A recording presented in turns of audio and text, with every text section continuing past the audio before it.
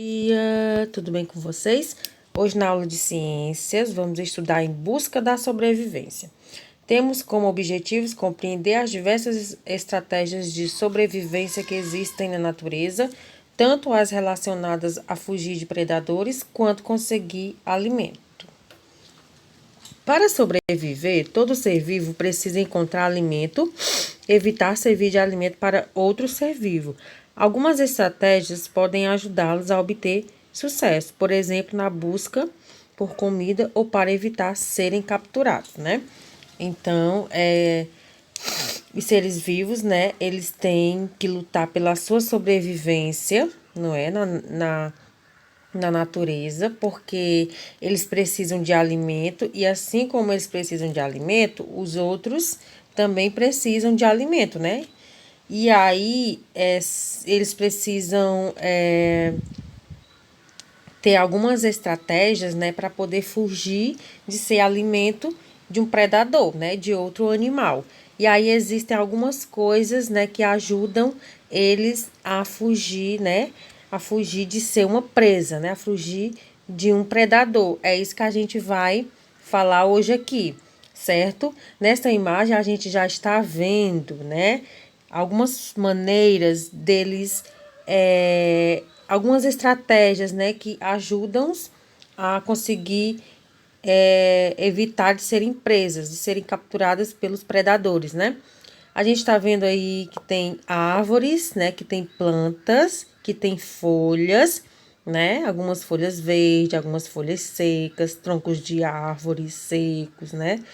E aí a gente percebe que se a gente olhar bem, né, tem um animal escondido aí, né? Então, os animais, né, eles se escondem assim, dessa maneira, né, para poder evitar de serem pegos pelos seus predadores. E é isso que a gente vai estudar hoje aqui, certo? Vamos conhecer mais um pouco dessas estratégias que os animais utilizam para evitar de serem presas, de serem pegos pelos predadores, certo? Para obter alimento. Os herbívoros comem plantas, como elas estão fixas em um local, eles não precisam persegui-las para se alimentar. Porém, as plantas podem apresentar defesas contra herbívoros, como ter espinhos ou produzir substâncias tóxicas. Os carnívoros, em geral, precisam capturar suas presas. Alguns têm a visão, o olfato e a audição muito aguçados, o que os ajuda a procurar e a capturar suas presas. Outros carnívoros mobilizam suas presas, como é o caso de muitas espécies de aranhas, né? Então, a gente vê aí que os herbívoros, eles se alimentam de plantas, não é? E essas plantas, né, elas estão sempre fixas ao chão, né? Então, eles não precisam perseguir outro animal para poder se alimentar, né? Os carnívoros, né, eles precisam capturar as presas porque eles se alimentam de carne, não é? E aí, alguns desses carnívoros têm o olfato, né, e têm a visão muito aguçada, então eles conseguem, né, capturar suas presas rápidas, né? A gente está vendo aí a imagem. Mesmo voando, a águia é capaz de ver um peixe dentro da água. Em um rápido mergulho, ela usa suas garras para capturar um animal. As águias têm um bico curvo que permitem arrancar pedaços de carne de suas presas, né? Então, a gente está vendo aí que é uma visão muito aguçada, né, da águia. Ela consegue ver o peixe mesmo dentro da água. Qual é o cardápio de hoje? Os cientistas estudam os hábitos alimentares dos animais de várias maneiras.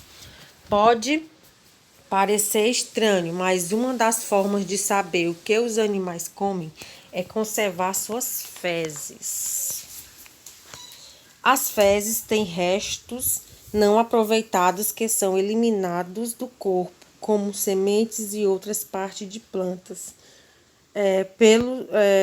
pelos e pedaços de ossos.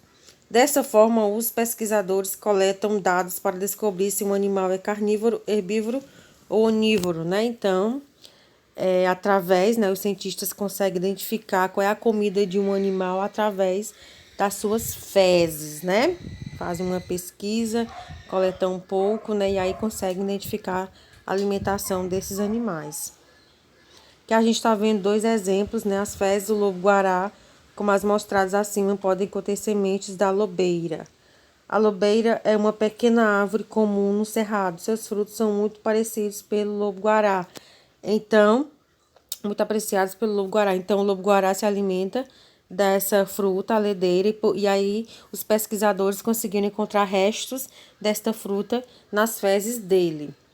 Para evitar predadores, os animais têm diferentes modos de escapar de seus predadores. Alguns vivem em bandos, como as zebras, o que desencoraja os predadores por terem de enfrentar muitos indivíduos em um ataque.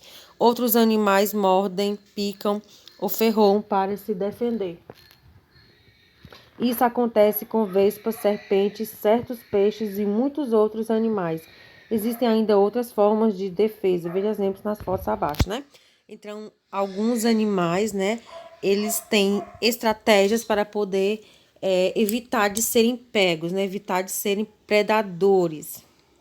Eles evitam ser presas, né? Na verdade, evitam de ser pegos pelos predadores, né? A gente viu o exemplo aí da zebra, né? Que ela só anda em bando, que é para poder nenhum animal chegar perto, né? Desencorajar esse animal a chegar perto. Aqui a gente tem dois exemplos, que é os povos e as lulas, quando se sentem ameaçados, liberam tinta na água, dificultando a visão do predador, né? Então, muito interessante, porque esse animal, ele libera tinta que é para poder embaçar a visão, né? Do predador desse animal, do polvo e da lula. Os espinhos do ouriço são pelos duros e pontudos.